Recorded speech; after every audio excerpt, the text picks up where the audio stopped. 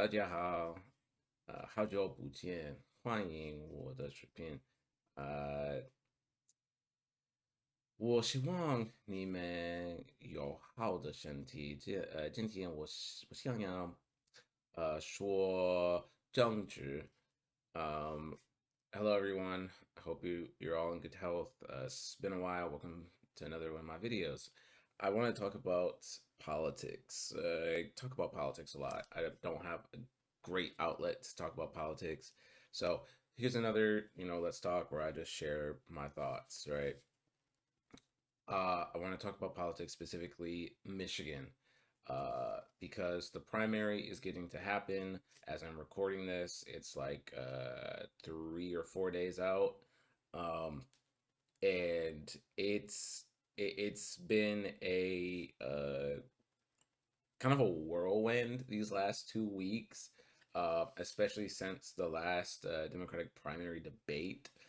And what I want to what I want to start by saying is that it's Jover for Haley Stevens. It is believably over. She had that crash out the other night, um, where she called Abdul buddy. She said, "Bro, I just want to help Michigan, bro." Like, guy, she had a full on crash out. Called him anti-Semitic. She has listen. I For the last couple weeks, not even couple weeks, maybe the last month, she's been kind of on a downward trajectory. And my I think my biggest assessment is revolves around a couple things. One, AIPAC. Has become a huge liability for Democratic candidates. And then two, it's well, actually not just two, there's three. I would say there's three. Then there's the large corporate donations, all right? Being a politician in any regard is a liability now. But then three, um, just attacking Abdul El Sayed over and over and over again, relentlessly attacking him, calling him sexist, calling him uh, uh, calling him anti-Semitic, calling him racist, calling him what else was kind of not calling him directly, but kind of making inferences, or not inferences, but making suggestions that he is a terrorist sympathizer, right? You go back to McMorrow before she dropped out, it killed her campaign to basically call Abdul a terrorist, right? The blatant Islamophobia absolutely killed the McMorrow campaign because Democratic voters aren't aren't into that. They don't want that. They want an individual who is going to speak on the issues, and that is the core of it, right? There we are. So, bit of a different lighting, but that was way too bright. um, so where was I? Yes, the Democratic voters don't like racist attacks against another Democratic candidate. They don't want Islamophobic attacks against another candidate. They don't they don't want you to smear someone as sexist or racist. They don't want the slander. That's not what Democratic voters are looking for, and it's we've seen it over and over again within the last couple of years, right? Zoran Mamdani, when he was running in the general election for mayor of New York City, what happened? God, I don't want to get the wrong one. Whatever Cuomo it was that was running for mayor, who didn't let Mamdani have it and so decided to run as an independent. What happened? Well, he started getting extremely Islamophobic, extremely racist, started race baiting, right? And it didn't play out well.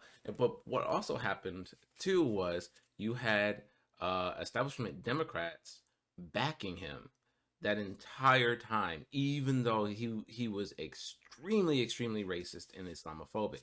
They didn't care. They backed him anyway. And so we saw it time and time again, as you know, the year went by and we got into another primary season. You have primaries in New York, in Pennsylvania, in New Jersey, um, with progressive candidates. Also, the one in Denver. You have all these progressive candidates that are in the primary, and you have the establishment sounding an alarm that, oh, this, you know, this is an insurgency. You know, the progressives are trying to take out our incumbents. Yada yada yada. That's how a democracy is supposed to work, right? You know, if someone wants to run for office, then they can gladly, they should be gladly encouraged to do so, even if it isn't, even if it's an incumbent who has, all these, this long history in Congress or the Senate. It doesn't matter.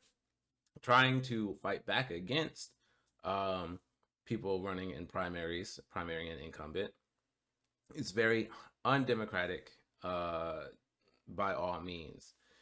But anywho, we saw these primaries where some of the candidates are, well, if not, I think it was all but one candidate were people of color, right? They were minorities.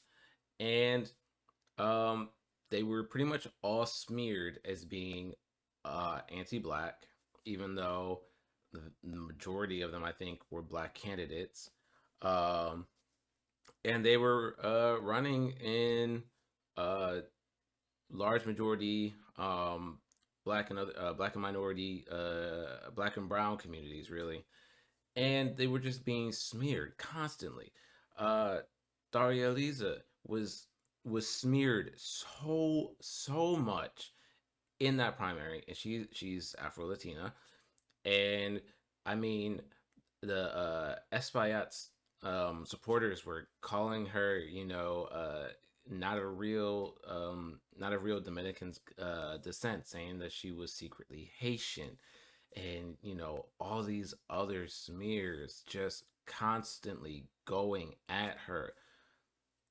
People got tired of that, and she was, and instead of attacking her opponent, she was saying, this is what I can do for you, this is what I'm going to fight for, this is how I am going to try to improve your lives. That, and also having people on the ground, worked for her, and she won. Clara Valdez won. Chris Robb won. Hamoi won. um oh man, who else? Kyrus Milat won. um, Even like Brad Lander won. He's not even DSA, but he won. You know why? Because he came out, and he came out against Israel's genocide. I don't even think he calls it a genocide, but he understands where things are going. And this is at the heart of the video of what I wanted to really talk about, um, is AIPAC being the liability that it is, being a defender of Israel as it exists now, being a huge liability, and being a corporate backed candidate is a liability. Um, because in all of these races, the common denominator was that the incumbent or the establishment candidate was being backed by millions of dollars from AIPAC and other super PACs. And what was happening was these PACs were giving the money, and it was being spent on attack ads predominantly. So then everyone is just seeing attack ad after attack ad after attack ad against these progressive candidates. It gets tiring. It gets boring. You start, you at that point you're not telling people what it is that you can do for them. And if you just attack, no one has any idea what you actually stand for, other than just trying to keep your position uh, in whatever office it is, because you are the establishment. The establishment is, a protector of the status quo, which the status quo is not working for Americans. Something needs change. That's why all of these progressives have won their primaries and are going into general elections. Many of them going into a general election without an actual challenger. So they have pretty much secured a seat, right? Now, with that being said, if you look at Michigan, the Senate race, there is going to be a challenger, Mike Rogers, a Florida man who I guess came to Michigan to run for Senate for some weird reason, um, who is also backed by AIPAC. So before I do another like roundabout turn or whatever, AIPAC is a pack that is funded by right wing billionaires and millionaires, right? And they and APAC will put funding into anyone who is going to uh, protect the bottom line of Israel's agenda, right? And so you have this pack that is funding both Republicans and Democrats, um, and it doesn't really matter to APAC who is going to be the nominee. It kind of matters just who's going to fight harder in the end for Israel's agenda. So if Haley Stevens was to win, or any of those other incumbents were to win, they APAC might continue funding them, or they might pull the funding and give it to the Republican who's running the give more funding to the Republican who's running in the election as well. That's where it becomes a lot. That's one reason why it becomes a liability, right? Because you have that support in the primary, but who's to say you're going to keep that support in the general? Haley Stevens was getting almost like up towards 40 million alone from APAC in spending, right? And when you look at her campaign, it was again mostly attacks against Abdul and his character. Abdul responded by staying on message. I know clearly what he wants to do. He's got 3 points. Now, it's not all that he wants to do, but he kept it to those 3 points. Money out of politics, money in your pocket, and Medicare for all. Boom, right? What did Haley Stevens want to do? Somebody tell me, please. Other than just be in the Senate seat. All she wants to do is fight for Michigan. She's gonna be a workhorse, that kind of shit. Like, what does that mean? What does that entail? Please tell me what that entails, because I have no idea what it is that means. Okay, so 40 almost 40 million from APAC, but then she also has this.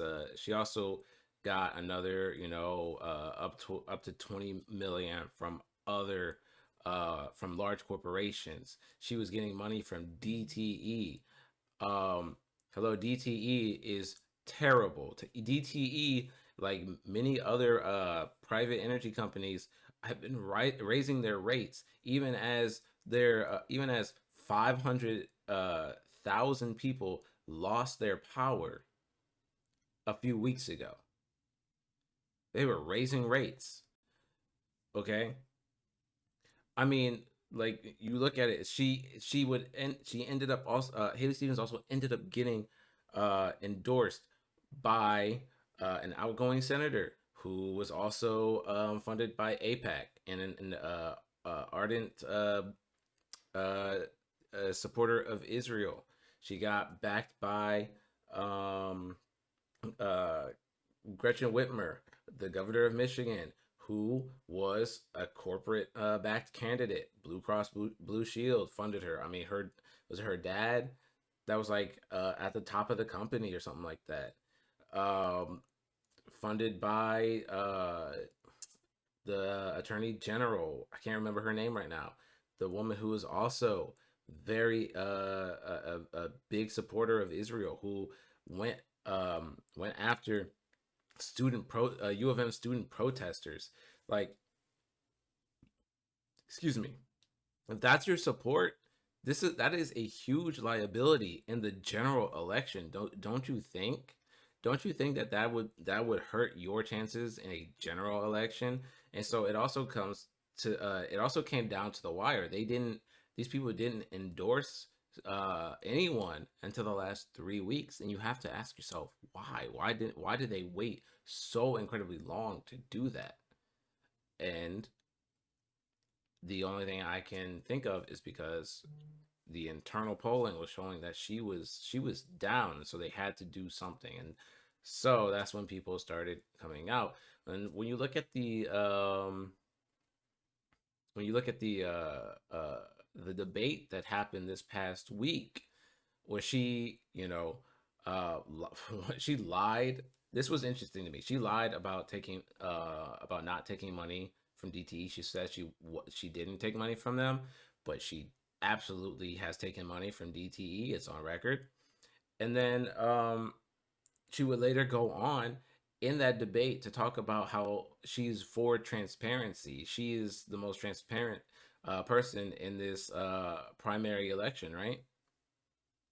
But 5 minutes ago, you just lied about the money that you received from DTE. So, like, what's up with that?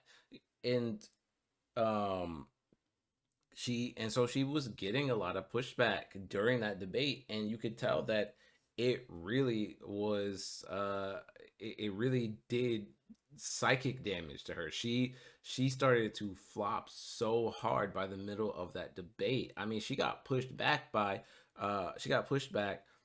on the fact that she has received so much money from AIPAC, and that people see that as, or not just AIPAC, but also corporate donations. People see that as, are you really going to fight for us, or are you going to fight for uh, are you going to fight for those corporations and for AIPAC if you are elected into this seat?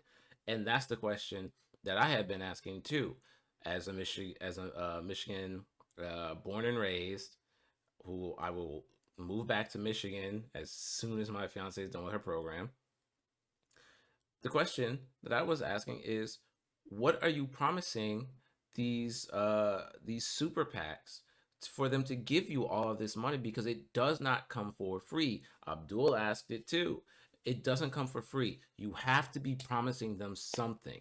And the only thing that I can think is, you are going to sell us out in a heartbeat. You will do everything in your power to advocate for some company to be able to put in a data center somewhere, further raising the energy rates for people in, whatever township it would be put in, right? I can't trust that. I cannot trust that as a voter. I just can't. I mean, I struggle. I see other people struggling. People struggle every day, and they want someone who's going to fight for them. So if you're taking corporate money,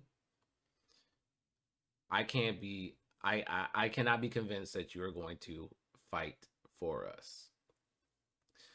Um and that's the heart of the liability right there with the money. Who are you fighting for? What are you promising? Because again, money doesn't come for free. So you know what I mean? You should have stated your case long ago. You should have been another candidate who wasn't taking the corporate PAC money. And the other thing was, she was trying to say that, oh no, we both actually take corporate PAC money or whatever, or super PAC money. Abdul was getting some funding from, like, what's the organization, the Arab American not even coalition, but is it CARE? It's like, Arab American relations. I can't remember the full name right now. I'm sorry. He was getting money from them, and I guess maybe his father-in-law, but like, those aren't super PACs. They're not secret. He was also getting help from purely a Michigan PAC that is made out of people, um, everyday average citizens in Michigan, right? That's not dark money. That's not secret money. We know exactly where it's coming from. But AIPAC hides where money is coming from. They will create organizations like UDP to fund money through. That's what dark money is. And after the debate, what I noticed going around on Twitter was Haley Stevens starting to show herself and some of her supporters door knocking. And I thought to myself, why is she just now doing this? Is a week out from the primary, and she is just now showing herself doing door knocks. What gives? Because if you know something about this primary, you know uh Al Sayed has been up and down this state. He has been to 110 cities, doing almost 500 events and rallies, talking to people. He has 10,000 plus volunteers to do door knocking, to call. Haley Stevens has maybe up to 100. And she's just now starting to do this stuff when the primary is so close. I had posted like a short video of what I thought this was, and my suspicion was, hey, the polling is showing she is down. They are panicking, and they are trying. They're making their last ditch effort to show her doing something. It's too late. It's just too late. You cannot reach all the people that you would need to make up for a year's worth of primarying. You can't do it in a week. That's a no go. All right. It, and okay, I'll say this: my suspicion was correct because the other day, what ended up coming out was new polling. So I wanna start with this. There was a poll that came out. It was the Glenn Gareth poll that showed that in the general election, Haley Stevens had a lead over Mike Rogers, right? And I mean, the poll wasn't. I don't know. I don't know how to feel about that poll. I don't know how credible Glenn Gareth is, but that's what it was showing. And so what happened was all of the centrists and Haley backers on Twitter, all of the paid influencers on Twitter were going on and on about how, oh, look, see, we told you, Haley Stevens can win this general election, give this, bring in another Senate seat for Democrats. Voting for Abdul would just be giving a free seat to the Republicans. He's not electable, yada, yada, yada. And I was like, do not hold your breath on this one poll, because polls like this came out a week or two before those other primaries where progressives actually ended up winning, right? And lo and behold, more polling came out showing Abdul up by at least 15 points. That isn't to say we should get complacent and drop everything. No, we have to keep pushing, and we're gonna have to keep pushing even after the primary, right? If he wins, it is going to be a push all the way through the general election. It's going to be a push. But it was like I said, don't hold your breath on that one poll because there are going to be more polls coming out. And sure enough, those polls came out, and all these people kind of just shut up. They've mostly moved on. You know what they moved on to? Well, some of them moved on to Francesca Hong. I think it was Shannon Watts was a big one. Shannon Watts just moved on. Didn't even say anything about the polling.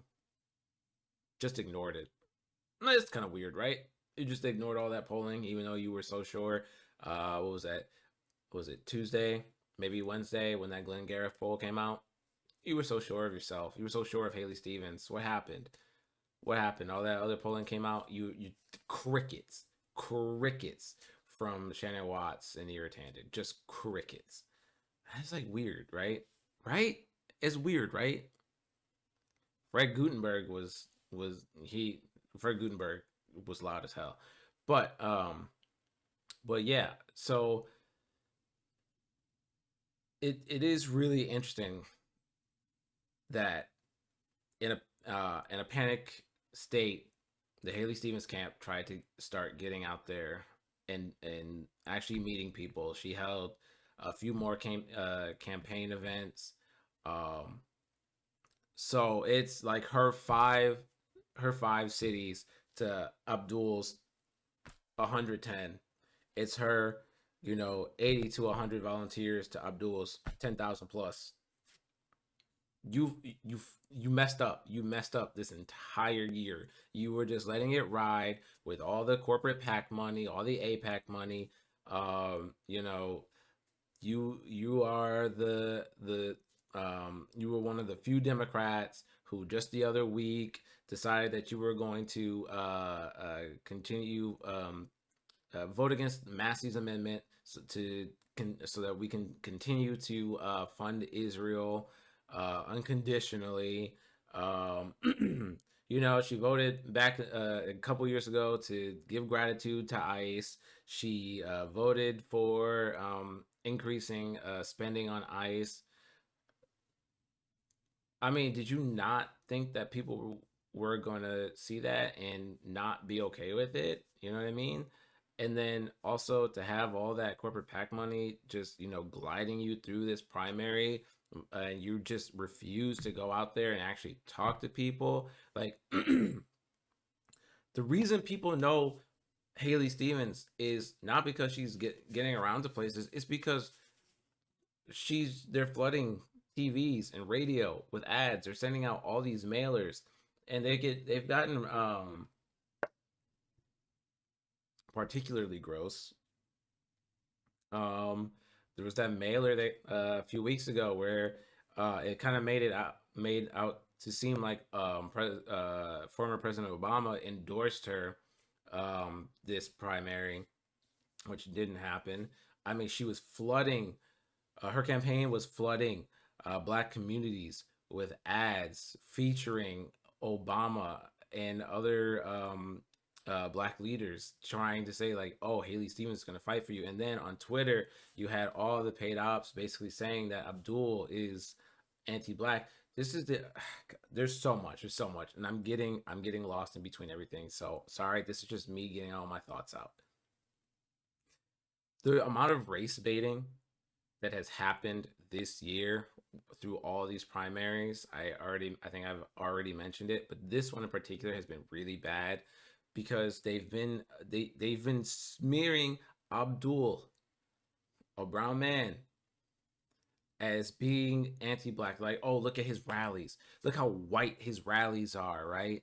um he's not for black people. He's not considering black people at all his supporters are college age or college graduates, and they're white and yada yada yada. And the Haley campaign was making out to see like Haley Stevens was the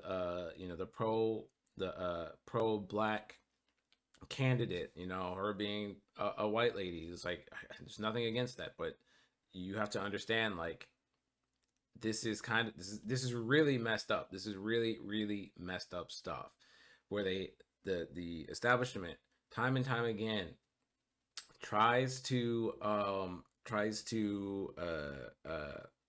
what's the word?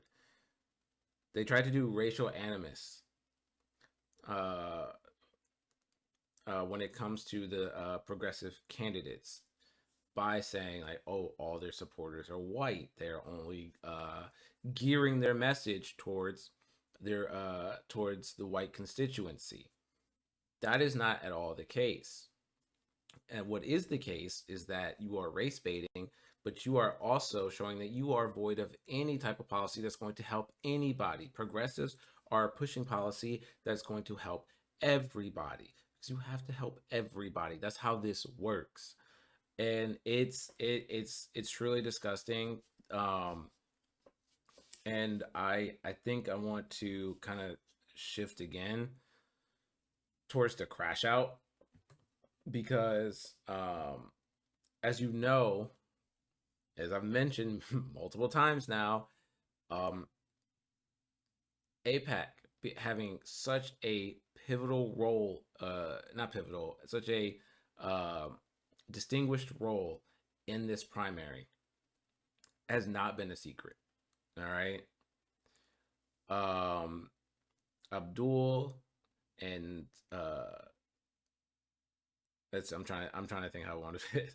So Abdul and everyone he's campaigned with, and then also you've got smaller races in the state with like God, what are their names? There's like Bloomquist. Was it Lawrence Williams, um, McKinney, and Faruqi? They also have APAC in their races as well. But then also you've got senators who've come out of state to campaign with Abdul. They've all been on this message. They've all not been on this message, but they've all talked about how AIPAC is so heavy-handed in this primary. Why are they spending $40 million in this primary? Why? Why? So it's been very much a thing all for this last year. I mean, I don't even know how to explain how to better communicate that. And it it because it's come up so much, right? Everybody knows who AIPAC is. So why then do I constantly see uh uh paid um you know paid Democrat defenders constantly saying, "Oh, the Abdul campaign or Abdul has talked about AIPAC too much. It's only AIPAC. Nobody even knows who AIPAC is." And I'm just like, everybody knows who AIPAC is. Everybody knows who AIPAC is. AIPAC has been so heavy-handed in every primary this year. They've been so just in the pockets of the establishment candidates. It's been so bad. Everybody knows who AIPAC is now. You talk to any normal person, they know who AIPAC is, and they don't fuck with AIPAC in generally. They don't, especially the Democratic voting base. They don't like AIPAC.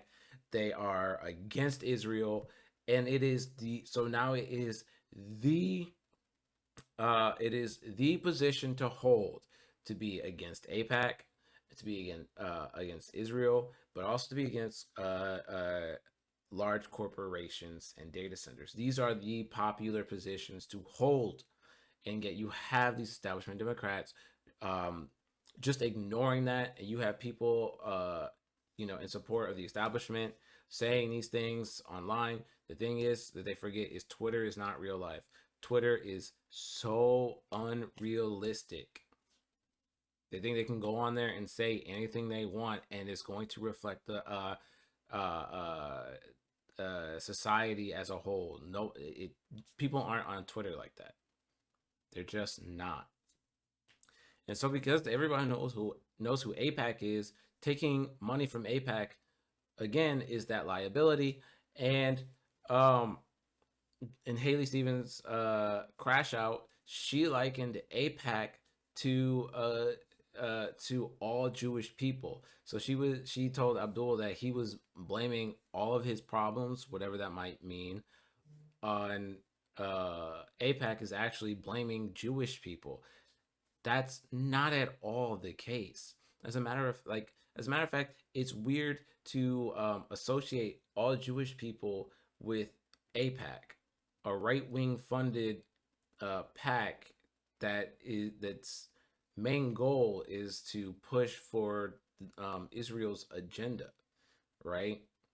Why are you likening? Why are you associating all Jewish people with that? That seems weird. It's also weird when um, through all of Israel's atrocities, war crimes, committing a genocide, that these people keep, for some weird reason, associating all Jewish people with that. That seems a lot more anti-Semitic than criticizing Israel or criticizing AIPAC, don't you think? So that crash out was not good. Then her last ad was also not good. Um because again she did the all these cool kids online want to talk about how I speak. You don't sound like a Youper. No Youper sounds like that. I've been to the UP many times. They don't sound like that. I'm going actually in a couple weeks. I can tell you that I will tell you again. They don't sound like anything that Haley Stevens sounds like, and it's so incredibly bizarre. I guess she is the person who sees Israel in her dreams and she wants to fight for Israel. She's been to Israel. As a matter of fact, she went to Israel and she made a video and she doesn't sound the same. She sounds so different in that video. What happened? What happens, Haley? Why don't you sound the same? But yeah, I, I, at this point, I think it's absolutely over for her. She, her and her campaign, were really bad. They ultimately failed in their endeavor, and it's just absolutely what's the word? It's clear. It's absolutely clear that they are most likely going to lose. Inshallah, we still have to push. We got to fight for this. Um, but yeah, it's been a ride, and Abdul has just fought for his beliefs. He stayed on message the entire time. Abdul, he is a fighter. Yeah, he lost to Gretchen Whitmer back in the day. That was 8 years ago. Things have dramatically changed. The Overton window has shifted. The Democratic base has shifted towards socialism. Abdul's not even a socialist. He is just he understands where things are and he knows how to improve things, and that is what he is trying to do. That is what he is going to fight for. He has, to me personally, throughout this entire campaign, throughout all the slander, throughout all the Islamophobia, throughout all the racism that he has had to go through, like those other candidates from a couple months ago who also have proven themselves to be fighters to get through all of that, stay on message, that proves to me that they are going to fight. That is why I voted for that is one of the reasons why I voted for Abdul. Okay, probably the main reason. But I want money out of politics.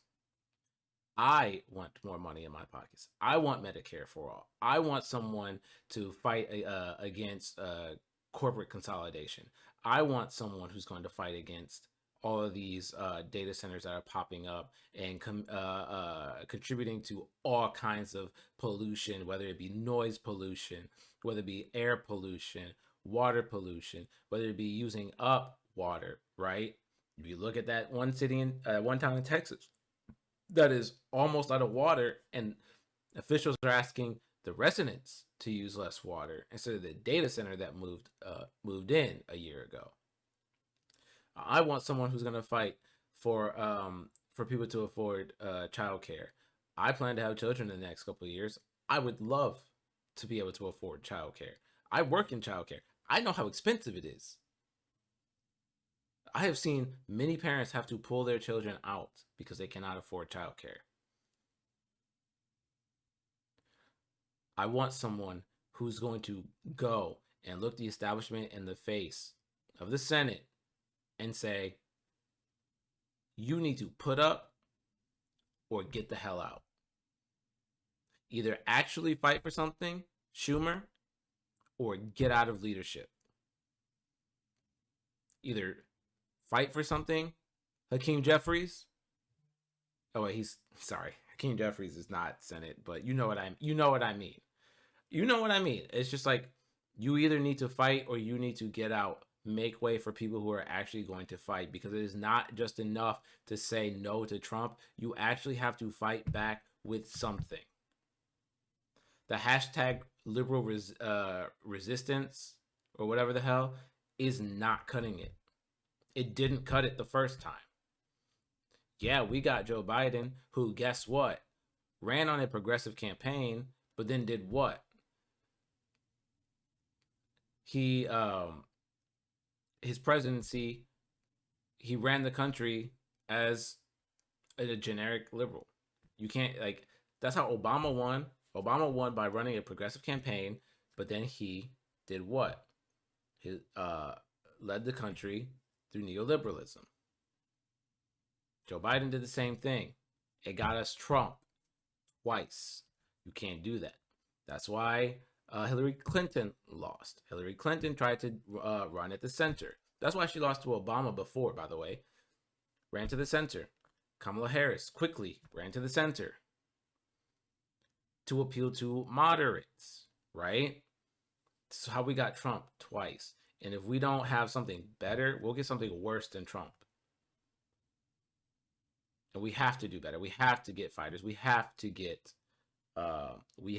strong candidates who are not going to take corporate PAC money, who's not going to take money from AIPAC, who is going to be against Israel, who's going to be anti-war, who's going to be Medicare for all, who's going to be for universal child care, free college tuition, who's going to be for eliminating student debt, eliminating medical debt, eliminating credit card debt. Americans are stuck in debt. It's not good. We also have to fight against private equity. We also have to fight corporate consolidation. These are just some of the things that have to happen for the Democrats to win and keep winning. These things have to happen. Don't run on centrism, and don't run a progressive campaign to then just be a centrist. Don't do that. We need to reduce our fossil fuel usage. We're having wildfires all the time. I was just in Michigan a couple of weeks ago. Michigan was being smothered by smoke the other week. I was there. I was like on the verge of an asthma attack every day. It's crazy. It's crazy. So Democrats, you gotta make way. You either have to become progressive or make way for the actual progressives, because that is where the voting base is. That is where a lot of independents are. And I'm just gonna end it there. Those are my thoughts. Thank you guys for watching. I'll see you next time.